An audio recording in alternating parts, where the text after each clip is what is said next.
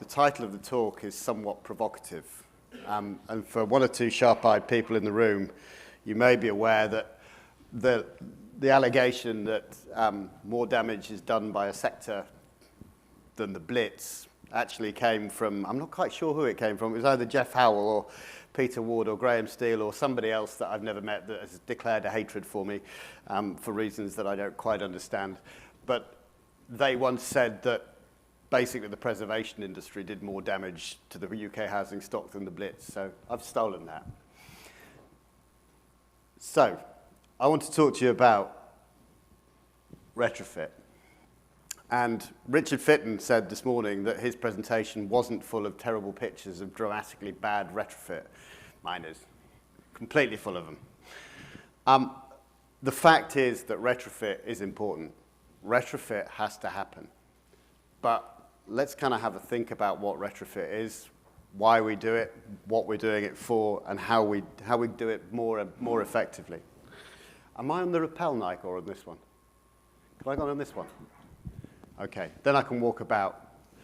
Why retrofit? Pretty kind of straightforward headlines. We need to save the planet. We need to use less carbon. We also need to save money. The other thing that I think is important is that if we don't make our buildings slightly more energy efficient, they'll become obsolete. We've got to make them better at what they do. Otherwise, we won't want to live in them. So what are we doing? How are we insulating buildings? How are we making buildings better? Well, really, there's just two ways, really. Well, kind of three ways. You either insulate them, make the fabrics better at holding heat, and you do that with putting stuff on the outside of them, putting stuff on the inside of them, or chucking stuff in voids. And pretty much all the methods of insulation are one combination of those or another. Good insulation is all about making sure that they all meet up, that they work together, and you don't have any gaps. The other thing that we do is that we're starting to get far more savvy about using machines in our houses that use less energy. So I don't know how many of us still have filament light bulbs in their house? Hardly anybody. We all went on to fluorescent tubes, and now we're all on LEDs. They're a bit more expensive, but they're brilliant.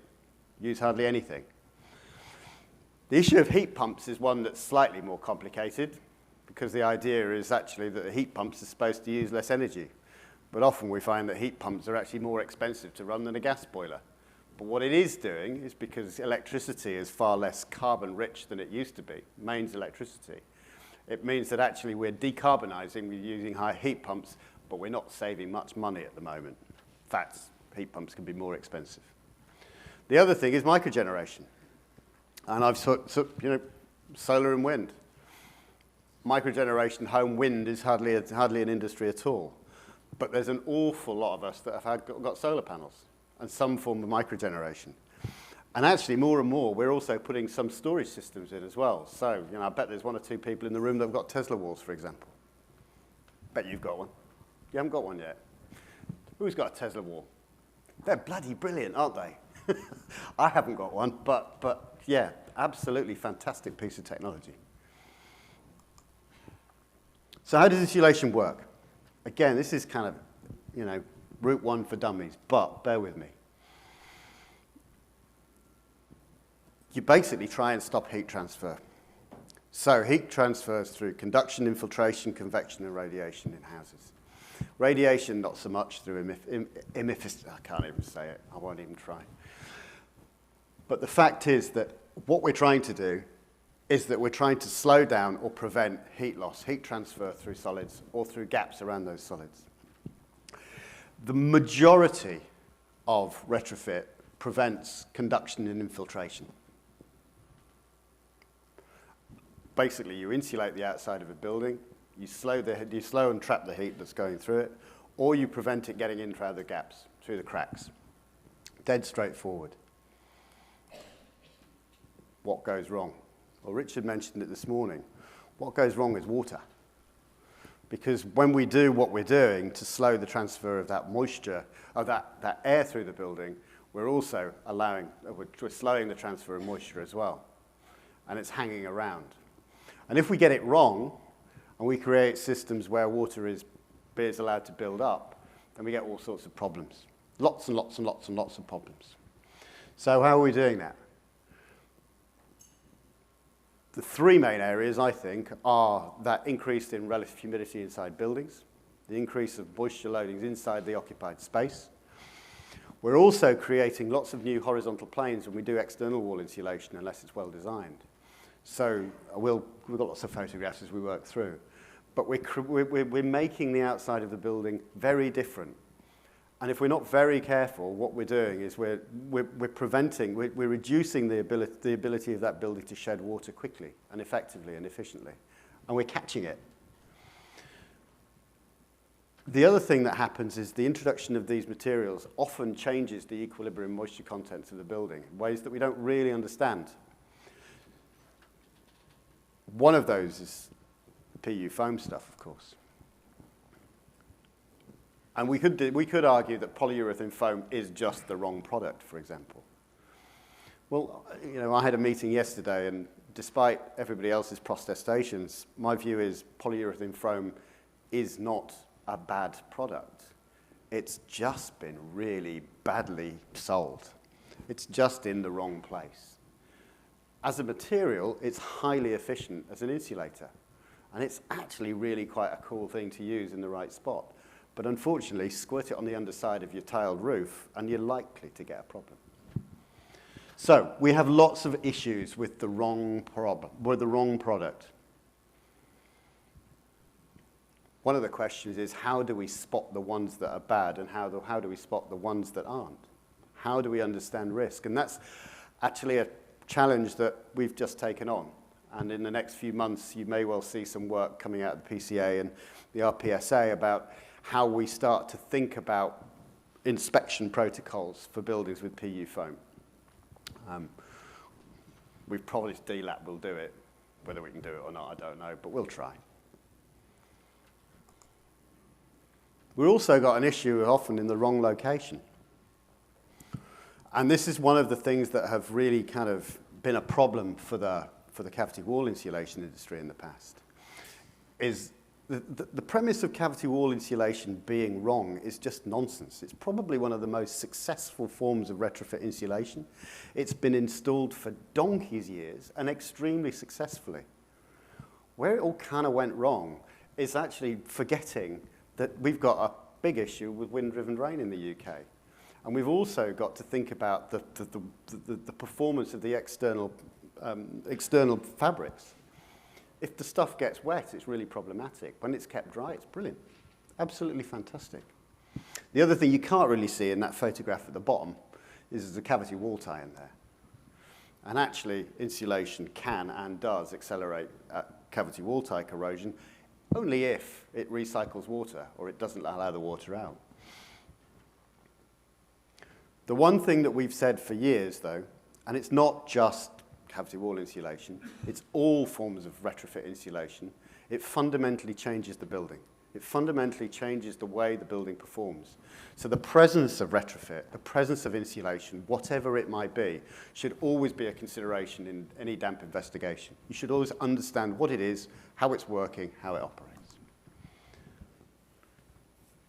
For me, one of the biggest problems with retrofit is the wrong people are doing it. People that don't have the skills that deliver that. How on earth can that situation occur on the right-hand side? I don't know how well you can see that, but that literally is a piece of wood with some slates tacked on it that cover that light well, and they've worked around it. It would have been easier to pull it out with one hand and finish it properly, rather than do that. James and I saw this on a site not 2 weeks ago, 3 weeks ago, a little bit more than that, but anyway, very recently.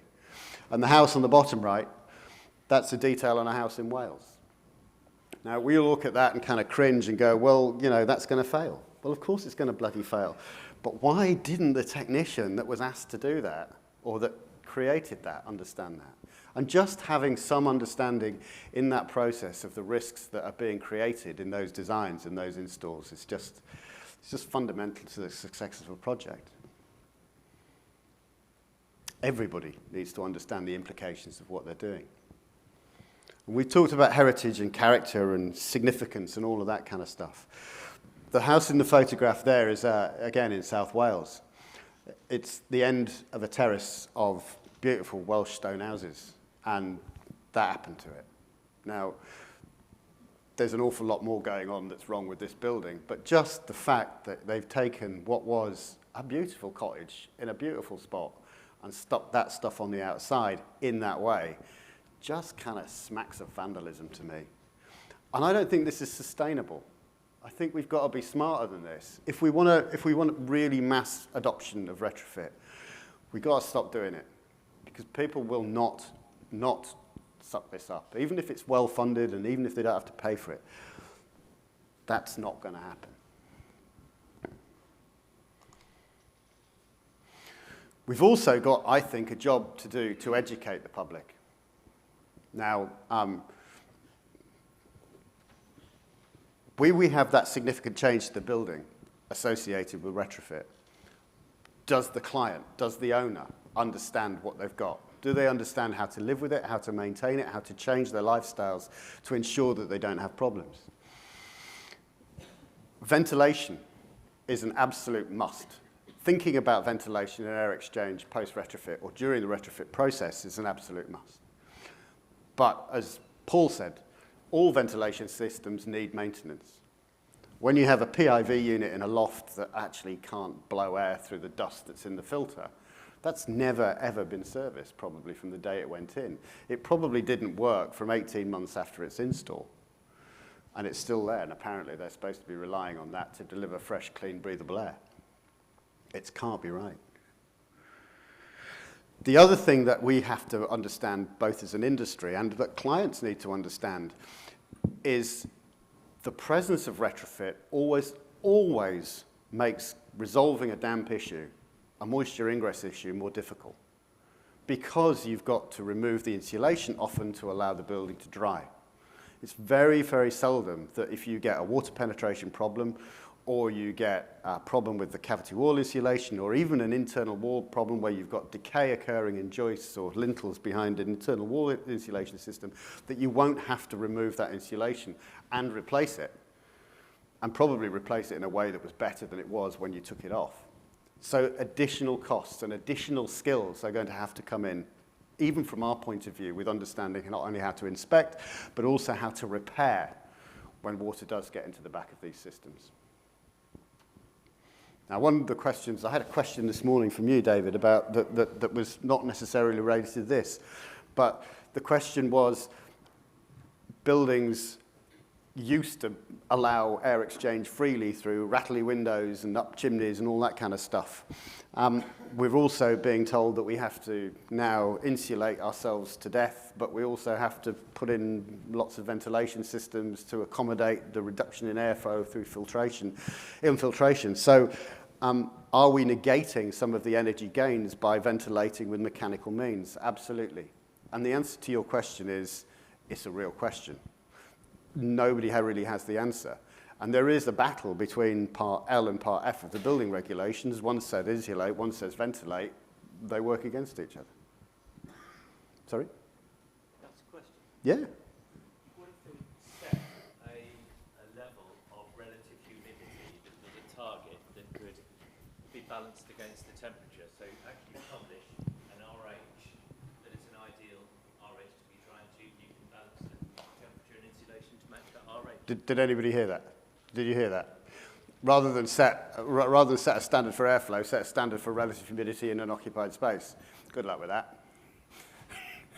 Anybody who has ever monitored relative humidity in buildings knows that it goes up and down and does all sorts of crazy things day and night. And the whole idea of keeping a building at 45 or 50% RH is just nuts. Because you've got control of buildings with VHR?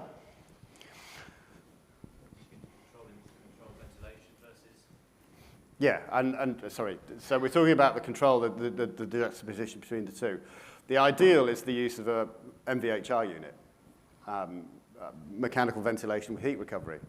Paola and I did some work for NHBC last year, working with the the data tool that we have, the data collection tool that we're developing. What we found was, of the 7 units that we looked at, 1 of them worked. And that was in a building that was less than 7 years old, in buildings less than 7 years old. So MVHR is absolutely the way to balance heat, moisture production, heat, and all those other parameters. But actually, as yet, I don't think they work particularly well in existing buildings, and I don't necessarily think they work at all when you try and retrofit them. But that's a whole nother thing. So what? Should we, as an industry, as the PCA, just kind of shrug our shoulders, take the point of view that the retrofit industry are going to do what the retrofit industry is going to do? Let's hope that they get their act together, or government get their act together, and actually we adopt this stuff and it all goes crashing through, and we're all going to live happier, longer, and better lives as a result of retrofit. Well, yes, all of that. Should we just wait and pick up the pieces when the ones that go wrong go wrong? And should that be where the PCA is, just essentially there as remediators of defects? Or should we be sharing what we know and working with partners across the retrofit sector to inform and help and guide? Can we do more to ensure better outcomes? I think we can, and I think we are doing. And that's kind of some of the things that we're doing currently. We're working on 40104. And yes, I agree totally with what Nigel said about that this morning. It's great to have another standard. The problem is, are we sure that the people that are going to be doing those pre-assessment inspections are going to be doing it correctly, that the actions are going to be taken that follow that, and actually that it makes economic sense? Because it's yet another layer of bureaucracy, expenditure, cost that sits in front of the delivery of retrofit. We're contributing to the conversations on PU foam, and as I say, that was even active yesterday. We are, I believe, trying to have some influence on policy. We are providing training and have done for many years, not just on the dampness issues, but we were very quick off the mark with a course on actually understanding what good retrofit looks like. We are generating, I think, commercial opportunities for our members. We want to be the contractors of choice. We want to be the people that get the call if defects occur. And I think that should be the way that we pitch ourselves at the moment. And we continue to learn. So what can the PCA and what should the PCA do next? Well, if we take the point of view, okay, we've all heard the numbers today, 21, 26 million properties, 10 million surveys, who knows? There's an awful lot out there that needs to be done. And I think that what we need to stay active and stay focused on is that there will be lots of opportunities out there, and we shouldn't turn them away. The world is changing, our world is changing. And actually, this is just another thing that we don't necessarily have to all become retrofit specialists. But we should all understand retrofit enough to understand the new buildings or the adapted buildings that we're going to be asked to inspect and asked to repair. Nigel mentioned it this morning when he was speaking, that 2035, that PAS will not work for me. It probably won't work for the majority of people in this room, because when you have to spend 40 pence in every pound on administrating that delivery of that product, you're going to balk. I'm not going to piss 40% of the contract value away and only get 60% of that money turned into product. It's just not going to happen. And so 2035 may well work for local authority or government or sort of public acquisitions, but it is not going to work in the domestic market. They call it the able-to-pay market. Well, that's most of us, isn't it? We're going to have to fund this ourselves, and we're not going to burn that money on admin. So we're going to have to there is going to have to be a mechanism to ensure that people can find good contractors to do good work at good prices and get a reliable service. And that brings up the final question. at the moment, the majority of the players looking after the retrofit market are not trade associations. It's peculiar. They're certification organizations.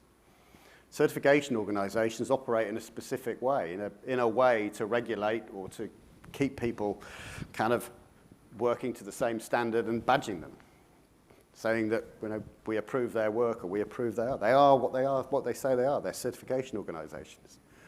It's not necessarily their job to work with their audience in a way that a trade association does.